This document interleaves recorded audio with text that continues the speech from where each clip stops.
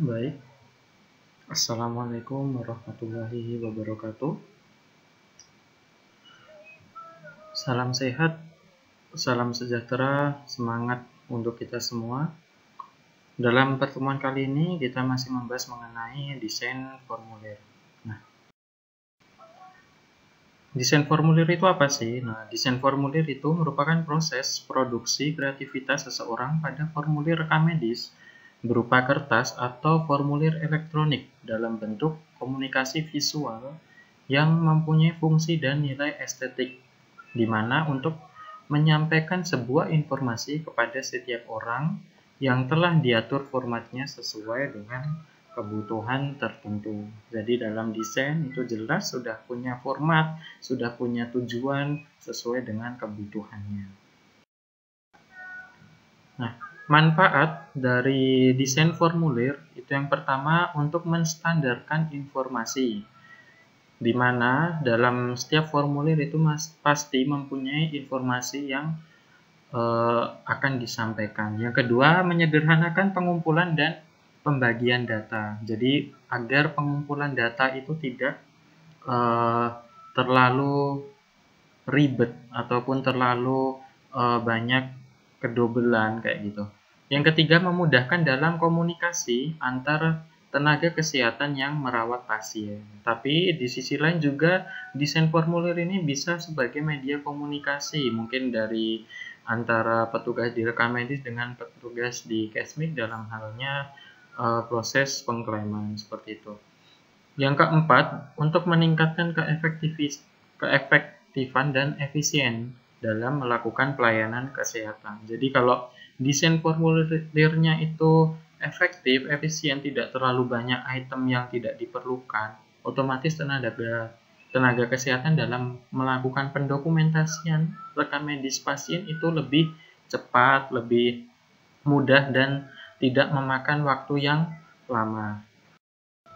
Nah, tugas perekam medis bagaimana diatur dalam SK Menteri Pendayagunaan Aparatur Negara nomor 135/Kep/PAN/12/2002. Itu yang pertama membuat usulan dalam kurung merancang atau mendesain formulir rekam medis. Tugas yang kedua yaitu mengevaluasi formulir rekam medis. Nah, tentunya dalam melakukan evaluasi ini bisa dilihat atau bisa menggunakan dua formulir. Yang pertama mungkin dari hasil analisis kualitatif kuantitatif, bisa dari hasil audit pendokumentasian rekam medis, bisa dari formulir evaluasi desain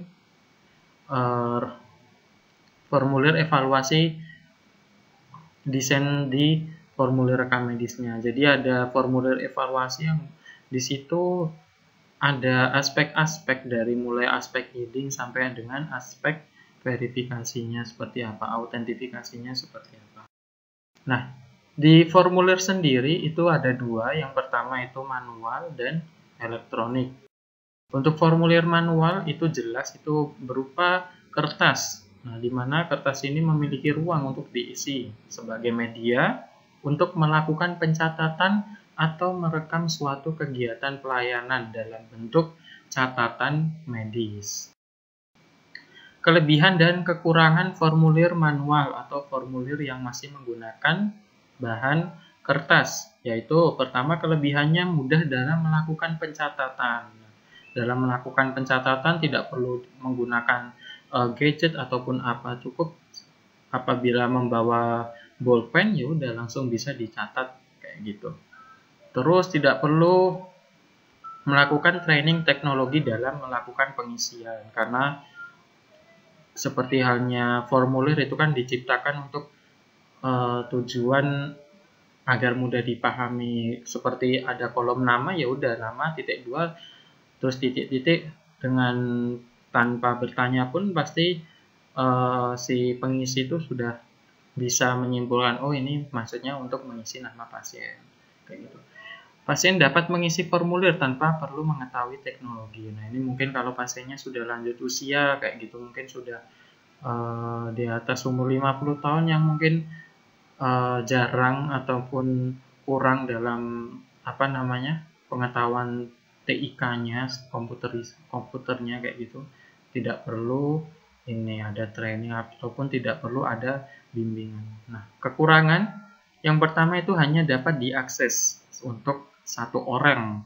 Yang kedua itu sulit penyimpanan dokumen rekam medisnya. Dimaksudkan sulit di sini bukan berarti tidak bisa disimpan, akan tetapi butuh proses. Jadi sulitnya itu membutuhkan proses, mulai dari formulirnya harus dibolongi di sisi kirinya, terus dimasukkan ke dalam map rekam medis. Sebelum dimasukkan harus disusun terlebih dahulu, habis itu ditutup lagi kayak gitu. Apabila nanti ada yang rusak mungkin harus di plester kayak gitu. Yang ketiga, pemantauan dokumen rekam medis yang hilang seringkali tidak dilakukan karena kesibukan petugas. Nah, ini yang paling bahaya apabila dalam sebuah map dokumen rekam medis mungkin ada formulir yang tercecer, entah itu asuhan keperawatan, entah itu di CPPT-nya, di asesmen awal pengkajian pasien masuk kayak gitu.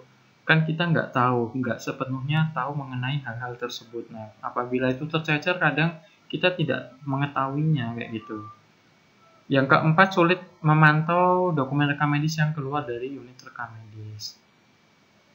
Nah, ini bukan, sekali lagi yang sulit ini bukan tidak bisa kan, tapi kita perlu proses panjang dalam memantau. Kita mungkin harus melihat buku ekspedisinya, melihat ke dalam sistem, oh ini di mana ya, kok belum kembali, ini di mana ya, kayak gitu. Terus ketika ada formulir barunya, oh iya tadi dokumennya ada di mana ya, mau disusulin kayak gitu. Kita harus banyak prosesnya.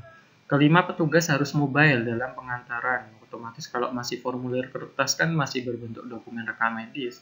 Mau tidak mau petugasnya harus ada bagian yang mendistribusikan. Selanjutnya, petugas harus mengurutkan formulir rekam medis sesuai urutan dalam SOP. Jadi masih harus diurutkan sesuai SOP-nya pasti. Kalau sesuai SOP pasti, tapi masih dilakukan pengurutan secara manual. Jadi mungkin harus kalau belum hafal ya harus melihat satu-satu, dan itu butuh proses yang lama kayak gitu. Sering misfile. Nah, ini juga mungkin bisa formulir si pasien di A masuk di formulir pasien yang di B, mungkin dalam proses assembling atau dalam proses pengembalian dari bangsa gitu. Yang ke-8 itu mudah rusak. Untuk formulir elektronik itu merupakan ruang yang ditayangkan dalam layar LCD. Kalau tadi kertas itu kan secari kertas ya yang di manual, tapi kalau elektronik, oh ini Pak sudah menggunakan ruang, otomatis dalam pengisiannya pun harus menggunakan gitu. Kelebihannya yang pertama, tidak pernah kehabisan stok formulir. Ini pasti karena berbentuk software, jadi tidak perlu di print. Tidak mudah rusak karena penggunaannya pun juga tidak ada faktor formulirnya ketekan, formulirnya ketarik, seperti itu. Angka kelengkapan pengisian meningkat. Nah, ini pasti. Dimana dalam menciptakan sebuah formulir elektronik pasti kita juga menyematkan, di mana ada instruksi ataupun ada warning ketika ada salah satu item yang tidak terisikan, seperti itu. Pengisian lebih cepat. Nah, ini akan lebih cepat ketika formulir itu berbentuk elektronik, jadi bisa langsung diakses di mana saja. Kita sambil jalan mungkin kita juga bisa mengisi. Penangkapan data dilakukan sekali. Dilakukan sekali berhubungan dengan angka kelengkapan yang meningkat. Kenapa? Karena dalam pengisian otomatis semua tenaga kesehatan akan tertib dalam pengisian. Jadi nggak ada istilahnya dokumen rekam medis sudah kembali ke unit rekam medis, dikembalikan lagi ke unit atau bagian yang terkait dalam urusan untuk melengkapi dokumen rekam medis. Pengelolaan formulir lebih mudah. Ini meliputi tadi assembling, ada filing, seperti itu. Efeknya yaitu tidak ada misfile, sehingga sehingga petugas lebih ringan dalam melakukan pekerjaan. Kekurangannya, ini yang pertama sebenarnya bukan kekurangan, akan tetapi lebih tepatnya kesiapannya, yaitu perlu training tenaga kesehatan dalam pengisian. Jadi senior yang mungkin sudah berusia berusia di atas 50 seperti itu mungkin harus melakukan training yang lebih ekstra kayak gitu. Terus memerlukan sistem yang baik agar terjaga dari hacker maupun virus. Nah, mengingat zaman sekarang kayak gini, di mana data itu bisa diperjualbelikan dalam skala besar, maka dari itu kita ketika mau membuat formulir elektronik, mau tidak mau harus membuat sistem yang bagus. Yang terakhir memerlukan energi listrik yang kontinu. Jadi apabila nanti mati listrik itu ada pengamannya, mungkin bisa genset atau apa yang otomatis agar tidak ada yang namanya itu kehilangan data. Jadi mungkin cuma kurang autentifikasinya, kurang mungkin di finger ataupun memasukkan scan barcode di tanda pengenal atau memasukkan PIN, malah mati listrik, harus mengulang lagi kan nggak mungkin. Jadi perlu adanya penanganan agar listriknya. Nah, ini prinsip desain formulir dari AHIMA tahun 2002. Itu yang pertama harus mudah diisi. Namanya formulir itu harus mudah diisi, tidak mempersulit bagi baik tenaga yang kesehatan yang mengisi maupun dari pasien. Tercantum instruksi pengisian dan penggunaan formulir tersebut. Nah, ini instruksinya bisa berupa mungkin gunakan huruf kapital, isi sesuai dengan identitas pasien, identitas penduduk kayak gitu. Pada formulir terdapat heading yang mencakup judul dan tujuan secara jelas. Ini untuk membedakan antara formulir satu dengan formulir yang lain. Nama dan alamat sarana pelayanan kesehatan juga harus tercantum. Habis itu ada nama, nomor rekam medis dan informasi harus tentang pasien harus tercantum pada setiap halaman formulir. Nah, ini wajib ya. Jadi paling minimal itu ada nama dan nomor rekam medis. Nah, ini cara menyelesaikannya bagaimana? Mungkin bisa menggunakan label atau stiker yang sudah berisi nama si pasien, nomor rekam medis, alamat, jenis kelamin, tanggal lahir, ataupun apa yang dibutuhkan. Nomor dan tanggal revisi formulir perlu dicantumkan agar dapat dipastikan penggunaan formulir terkini. Jadi harus apabila ada formulir yang direvisi terbaru harus dicantumkan. Jangan sampai nanti ketika mau dicetak itu karena kok nggak ada revisiannya, udah cetak yang ini padahal ternyata sudah ada revisiannya. Mengurangi penggunaan formulir yang tidak terpakai lagi, outdated. Jadi kembali lagi ke prinsip desain formulir itu kita untuk menyederhanakan tapi tetap efisien, efektif, lengkap dan akurat. Jangan sampai di rumah sakit itu nanti formulirnya bisa mencapai 200 formulir padahal rumah sakitnya mungkin tipe D ataupun tipe C gitu. Ya kita sederhanakan mungkin menjadi berapa 80 atau berapa seperti itu. Jangan sampai banyak penangkapan data yang dilakukan double kayak gitu. Lanjutan untuk data pribadi serta informasi lain yang terkait dikelompokkan menjadi satu kesatuan. Jadi seperti kita melihat resume ataupun formulir pendaftaran awal itu kan data pasien itu diletakkan di permukaan di paling atas kayak gitu, meliputi nama, nomor rekam medis, jenis kelamin, habis itu tempat tinggal, pendidikan, terus pekerjaan, penanggung jawab, nama ibu kayak gitu. Seleksi jenis huruf yang terstandar. Terstandar biasanya pakai apa? Times New Roman atau Arial atau Calibri kayak gitu. Bebas, tapi jangan menggunakan font huruf pakainya Comic Sans biar terlihat lucu kayak gitu, nggak bisa. Margin untuk batas tepi disesuaikan yang cukup untuk kepentingan hole punch. Nah, ini margin yang untuk hole punch ini biasanya di sebelah kiri ya, biasanya di margin kiri itu lebih space-nya lebih luas. Misal di margin kanan cuma 1 cm ya, di kiri mungkin 2,5 cm. Apabila nanti dokumennya dilakukan pembolongan itu tidak merusak data dari formulir tersebut. Nah, penggunaan garis juga digunakan untuk memudahkan entry. Sering kita lihat banyak dokumen itu kok ada garis-garisnya itu untuk memudahkan entry pengisian biar tidak meletot ke sana ke sini ya. Yang kedua mungkin bisa agar lebih rapi seperti itu. Shading digunakan untuk memisahkan dan penekanan area-area formulir. Nah, ini juga bisa digunakan untuk pemisahan tadi itu. Checkbox, nah ini untuk menyediakan ruang pengumpulan data. Mungkin seperti di general concern.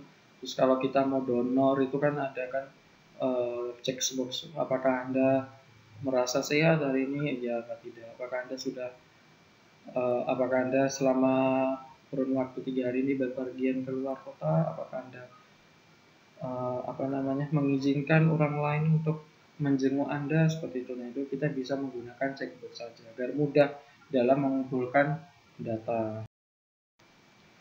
Baik, terima kasih. Selalu semangat belajar, bukan karena dia, tapi karena kita. Dimana dalam proses pembelajaran, tujuan utamanya kita belajar itu kan bukan untuk dia semata, kan, tetapi untuk kita. Kita itu siapa ya?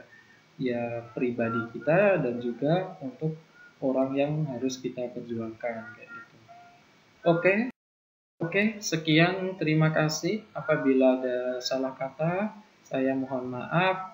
Wassalamualaikum warahmatullahi wabarakatuh.